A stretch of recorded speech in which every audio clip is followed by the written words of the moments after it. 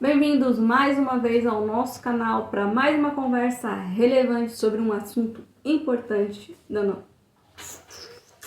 É isso aí, vamos falar sobre os desigrejados, Os famosos desigrejados. os famosos desigrejados aí, tão dito pelas igrejas, por muitos pastores. Existe ou não existe Esse termo, esse desigrejado. termo, desigrejados? O que você acha? Comece, minha querida esposa. Comece. O que você acha sobre esse assunto? Assim, Porque tem os pastores que só defendem a igreja física, o CNPJ, a igreja de pedra. Sem falar já no... A gente vai poder tocar no assunto dos católicos, porque eles falam que eles são a igreja verdadeira, tem né? isso também, né? Que foi edificada em Pedro. Né?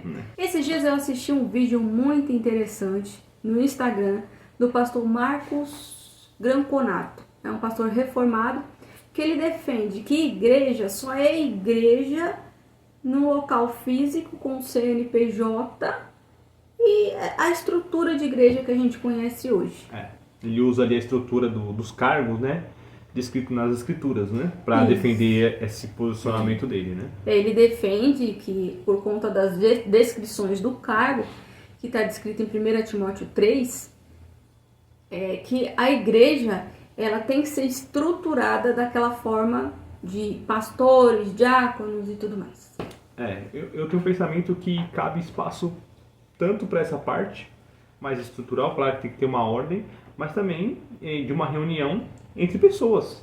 Eu defendo essa parte e a Bíblia nos dá respaldo para defender isso também, né? A parte dele e a parte do conglomerado de pessoas falando sobre Cristo, sobre a palavra, falando com sempre ali, claro, também mantendo uma ordem. Exatamente. Sobre as ações ali do ensino, né? É porque o que é bom a gente perguntar é o que é a igreja, de fato. Aí é interessante, já vem da palavra, né? A palavra acho que já descreve muito, porque não é uma palavra que remete a uma estrutura física. A palavra. Eclesia no grego. Ela não remete a uma estrutura de concreto. Não, a palavra, na sua origem, é chamados para fora. Ou congregação, não? É traduzir assim, mas também a palavra, a raiz congregação mesmo é chamados para fora. E se nós pegarmos o conceito de como isso era aplicado, é só nós vermos a ação de Jesus. De como ele fazia ali. Aí fala, por que chamados para fora? Faz sentido, porque aonde que ele ia? Ele ia nas sinagogas, ele ia nas estruturas, nas sinagogas, ele ia nas estruturas religiosas da época, que estavam corrompidas. Exatamente. Na questão de ensino, né? E na aplicação das ordenanças ali da lei da Bíblia. Então, ele pode ver, todas as vezes que ele foi lá, que ele combatia ali os judeus, era nas sinagogas, a maioria das vezes, né? Ou quando ele os acompanhava. Mas ele ia, pegava lá para que as pessoas vissem que estava errado. E visse a verdade, né? Ou vissem a verdade. Descobrisse a verdade. No entanto, Jesus também não ensinou que não se deveria ir na sinagoga. Essa é a questão, né?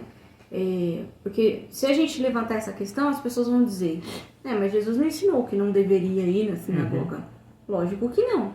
Mas assim, a gente precisa entender o que é o corpo de Cristo. O corpo de Cristo precisa estar em um local físico? Precisa estar, eu digo assim, local físico com CNPJ e essa estrutura de igreja que a gente tem hoje. Ou será que seria que a igreja ela pode congregar também numa casa? Pode. Num galpão? Com toda certeza. E a própria história mostra isso. Porque quando os cristãos foram perseguidos, não tinha estrutura física. Exatamente. E a congregação, o conjunto ali do povo do Altíssimo, ele sempre foi itinerante. Tanto é que até o nome hebreu ali vem de peregrino, de peregrinar ali pela terra, de andar. Até a estrutura do Antigo Testamento era móvel, né? Que se movia conforme a tenda, né? Deus ia mandando. O tabernáculo, né? Isso, o tabernáculo. E nós vemos que essa estrutura, sendo nós o corpo do templo do Espírito... nós somos o corpo de Cristo, né? Isso mesmo. Então nós vemos que ao redor do mundo faz sentido isso também, porque estamos espalhados, né? Então a igreja dele também se movimenta, até com missionários, com pessoas que pregam em outro lugar do mundo. Então a gente vê esse mesmo conceito aplicado hoje em dia, né?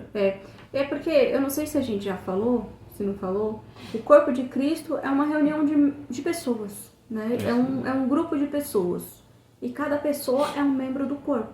E cada pessoa tem a sua função. Isso mesmo. Então, esse corpo, que é denominado igreja, o corpo de Cristo é a igreja, que somos nós, ele pode estar localizado em qualquer lugar. E é interessante, nós vemos aqui em Efésios 4:12, né? Com vistas ao aperfeiçoamento dos santos, para o desempenho do seu serviço, para a edificação do corpo de Cristo, até que todos cheguemos à unidade da fé e do pleno conhecimento do Filho de Deus, a perfeita varonilidade, à medida da estatura da plenitude de Cristo. Então nós vemos que Cristo, nós estamos fazendo parte do corpo de Cristo, nós fazemos parte da igreja. Como que um pastor, ele pode determinar que parte do corpo você é?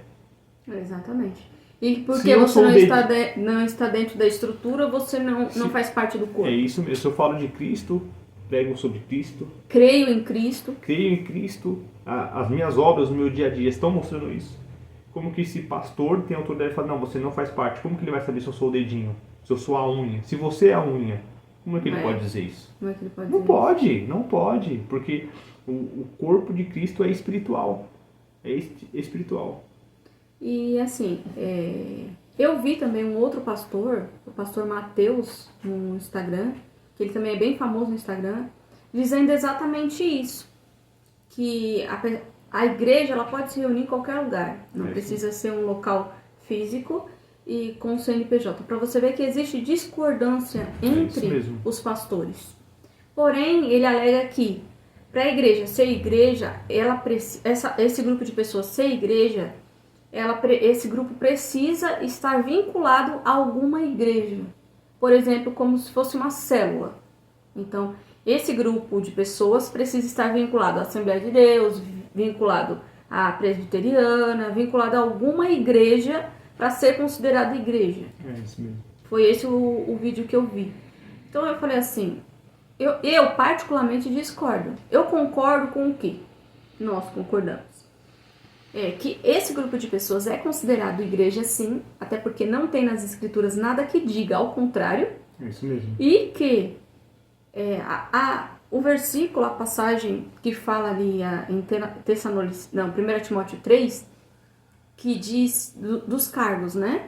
Os cargos da igreja, pastores, bispos e tudo mais. Presbíteros, né? Os cargos, o que eu entendo para uma igreja domiciliar, por exemplo? Precisa existir alguém que seja o cabeça dessa igreja. Precisa existir um líder. Precisa existir alguém que esteja apto a ensinar dentro dessa casa, com essa reunião de pessoas. Sim.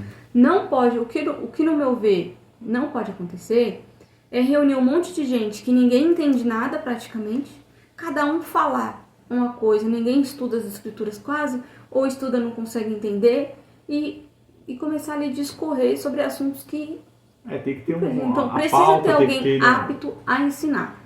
Isso aí eu acho que é indispensável dentro de um... preciso existir uma ordem, né? A gente Exatamente. vê que existe uma ordem em tudo. Na criação, nos planos de Deus, a gente vê que tudo existe uma ordem. Nós também devemos manter uma ordem. De pregar, de falar sobre as escrituras, né? De ter ali como se diz, uma coisa coesa, né? Lógico. Na hora de E a gente falar sobre a palavra. E a gente vê também nos países fora do Brasil, países assim bem precários, né? Com a condição de vida bem difícil. Moçambique, por exemplo. Tem igrejinhas lá que se reúnem no campo. Campo aberto, assim. É isso mesmo. E tá todo mundo ali, tem alguém ali apto a ensinar e tá todo mundo ali aprendendo junto. Então não é uma igreja, porque não tem um CNPJ, porque não tá vinculado a nenhuma denominação grande, é uma igreja. A gente vê que é mais amplo essa questão realmente de igreja quando a gente vê as igrejas, as pessoas perseguidas ao redor do mundo, nos países que oprimem a palavra. As pessoas que às vezes pelo rádio escutou um versículo, ou que teve um pai ali que tinha a Bíblia escondida, acabou se convertendo sem estar em igreja nenhuma. E a pessoa ainda mantém a fé dela, mesmo sem estar na estrutura física. Né? Isso mostra o poder do Espírito no coração dessas pessoas. Exatamente. Então, eu fico muito chateada quando eu vejo esse tipo de coisa. E é um julgamento muito grande em cima das pessoas que não vão a nenhuma igreja com física, com CNPJ. E essa Pra palavra, vocês esse entenderem o que eu tô conceito, né, falando. Kito, nem existe na Bíblia. É um conceito inventado por eles. E lembrando aqui, Tá. e deixando claro, eu quero deixar Que claro, a gente não é que contra. eu não sou né? contra a igreja. Não E como sou a gente falou no contra a começo, igreja. né? Há espaço para as duas coisas. Eu não sou contra, a gente não é contra. A gente só é contra as igrejas ou os pastores que defendem que se você se reunir em casa com alguém apto a ensinar, não é igreja, não é corpo de Cristo. Que o corpo de Cristo precisa estar dentro de um local com uma placa na frente. Então, assim, é isso que eu discordo. Isso está completamente errado, no meu ponto de vista. Igual você tá falando de Jesus. Jesus, ele pregava na frente do templo. Sim. Ele não entrava no templo, ele pregava na frente do templo, onde as pessoas iam entrar.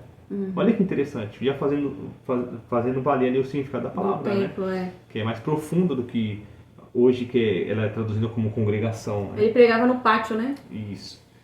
Então, olha a profundidade da escritura, sempre tem algo a nos mostrar. Então é para nós analisarmos. Por quê?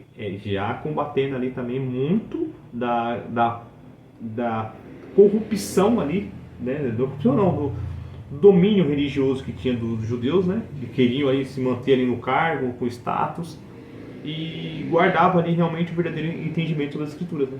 Exatamente, exatamente. A gente tem que ficar muito atento a essas coisas, né? Estudar as escrituras e entender melhor os textos bíblicos, né? Porque tem muito pastor que fala o que quer, que fala segundo o seu entendimento. Não estou falando que é o caso, tá? De pastores como o Granconato, porque tem muito conteúdo do Granconato que eu gosto. Muito ensino dele que é edificante. Ele já é um que cara realmente polêmico. Ele ensina muito bem. Ele já é um pastor polêmico, né? Mas nesse ponto exatamente eu discordo dele. E concordo em parte com o pastor Mateus. Eu não sei de que igreja é o pastor Mateus, mas ele tem uma conta no Instagram muito grande também. Então, concordo em parte com ele que é uma igreja, porém eu não acho, né? Não é relevante que esteja vinculado. É isso mesmo. E como você falou, né? Como há divergências, né? E não só nisso, né? Em vários outros pontos que pastores têm divergências. Ah, sim, lógico, né? Hoje tem a guerra do calvinismo e arminiano. E também Calvino e Armínio, né? Existe. Outra coisa também que há espaço para as outras coisas, é só analisar, né? Mas é coisas que às vezes é um tempo perdido para realmente focar em coisas relevantes, né? Sim, lógico, com certeza. O pastor Clegonato, ele já é um pastor já polêmico aí dentro dos reformados. Né? E isso, eu acho que o nosso posicionamento, o entendimento que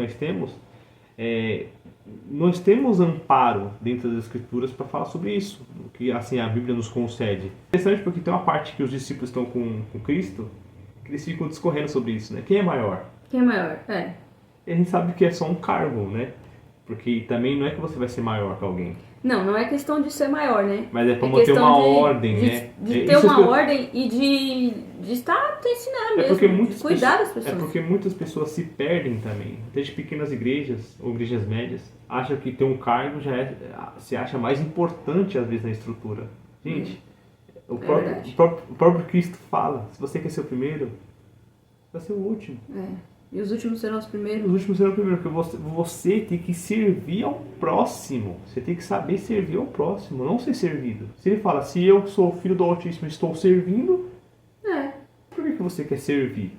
Então não é só porque você... eu sou um pastor. Não, você quer ser servido. É isso, você quer ser servido.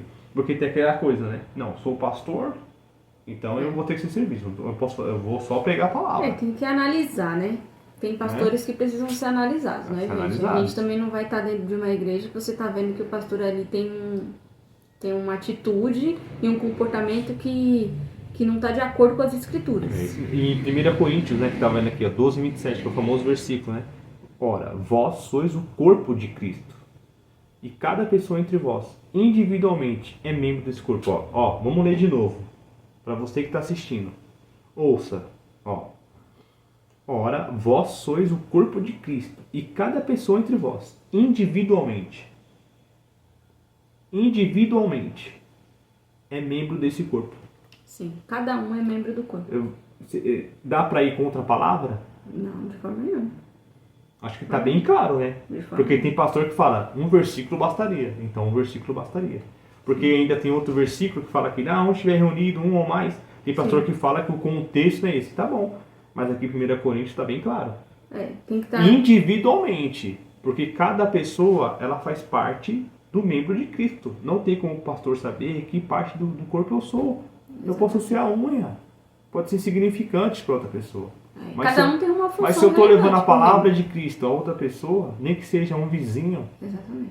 eu faço parte. Eu não me importo se eu sou a cutícula da unha de Cristo. Que eu faça parte desse corpo. Exatamente. Então, em vez de ficar discorrendo, atacando pessoas que estão ali pregando para os seus familiares, para o seu vizinho, no seu serviço, foque em pregar a palavra, clamar o evangelho. Clamar o evangelho, sim. É isso que nós precisamos. Não, quem não é da igreja, quem não vai ali na congregação, não precisa ser da minha, mas quem não vai, não é parte do corpo. Quem é você para falar que é uma pessoa não é parte do corpo de Cristo? É até interessante nós vermos o Apocalipse 3, né, que fala: a quem vencer eu farei coluna do templo do meu Deus, e dele nunca sairá. Olha como nós vemos o crescimento espiritual. Nós, seremos, aqueles que vencerem, serão colunas do templo do Altíssimo. Serão uma coluna de pedra? Sim, exatamente, lógico que não. Porque se o próprio conceito do templo, antigamente, era uma sombra do que seria Cristo, porque o templo representa ele. O tabernáculo, ele é o isso. tabernáculo, né? E todo o templo, o conjunto ali da noiva, que somos nós, também faz essa representação, que nós somos um nele. Então é a união. Nós fazemos também essa representação, tanto é que nós somos usados aqui como referência, como coluna. Exatamente. Tem pastor que diz que a coluna e baluarte de Deus é a igreja, mas defende que a igreja, que nem a gente já explicou, física, e não o corpo. Mas pra mim tá mais que claro que a coluna e o baluarte é o corpo. É isso mesmo. A igreja, a congregação, não as colunas físicas da igreja. E é uma coisa que é quase o mesmo conceito que os católicos usam para usar a referência de Pedro, né? Que quando ele reconhece que Jesus é filho de Deus, que aí Cristo fala, né? Sobre essa pedra edificarei a minha igreja. Por que ele fala isso, gente? Por que Pedro é usado constantemente? Depois podemos fazer um vídeo só sobre isso. Mas só, como nossa famosa frase, dando uma pincelada. Pedro, em hebraico, é Kefa. Kefa é pedra. Tem até aquele versículo que fala: vós sois pedras espirituais. Vós sois pedras espirituais. Porque quem entende e crê que Jesus é filho do Altíssimo e vem em carne, é edificada a igreja. Espiritual, é nesse conceito. Sobre essa pedra é nesse conceito, não que passou de Pedro para Pedro não sei o que lá, aí fez o Papa. Gente, é só você ler as escrituras. Por isso que esse grande embate ali dos católicos, né? Não pode ser só escritura, tem que ter a tradição. E foi passado de geração em geração. Né? Porque se for só escriturístico, se for só escritura, eles não vencem. Só as ordenanças, só o conceito que Cristo nos deu através de seus apóstolos. A igreja católica não vence. Não vence. O católico não vence, porque ele vai ter que usar a tradição. Sim. Não, tem que usar a tradição, porque foi passado de geração em geração. Como é que ele vai defender coisas que eles fazem hoje, né? Que é a palavra inspirada. E aí daquele que trazer outro evangelho, seja anátema, seja maldito, amaldiçoado. A palavra está bem clara. Se fechou ali o cânone. Exatamente. Se fechou o cânone. Né? Depois a gente pode fazer um vídeo também sobre isso, sobre a questão do Pedro, sobre a questão da Bíblia, sobre esse conceito, né? Porque dá vários temas interessantes para voltando ao assunto, que é os desigrejados, existem muitas pessoas hoje que defendem ser desigrejado, né? Ficar sozinho em casa, ficar sem congregar, sem estar com os irmãos. Isso também não é bíblico. As pessoas que defendem estar sozinhas, que basta ela e na casa dela, sozinha, não tem como, lendo a Bíblia. Não tem como isso também não é certo. Não tem como você aprender sozinho. Exatamente. Você pode até achar que está aprendendo, mas quando você vai vendo outras pessoas falando sobre a palavra, você vê que falta muitas coisas para você aprender. E enche o coração da gente estar em comunhão. Enche o coração, porque como nós estamos falando aqui... É ruim estar sozinho na fé. O Criador é tão perfeito que ele já não dá o conhecimento para um grupo de pessoas, ou para um certo grupo de pastores. É diluído isso para justamente ninguém ter essa soberba. Conhecimento pleno, você fala. Cada um tem ali, vai ter um conhecimento, tem algo a agregar. Basta ter humildade para ouvir. Uhum. Ainda mais os pequeninos, que eu já falei, eu dou para os pequeninos. Uhum. Eu não dou para quem que tem um grande status, ou isso, não, é para os pequeninos. Basta ouvir para que veja realmente, e como diz a palavra ali, na plenitude da fé. Chegue nessa plenitude, é o que nós buscamos. Exatamente. Né? Unir forças, unir conhecimento. É muito importante estar congregando, falando sobre a palavra, aprendendo, porque nós aprendemos mais ouvindo do que falando. Então é isso, gente. Pra finalizar, né? Tá finalizando, né? Eu com aquela vozinha.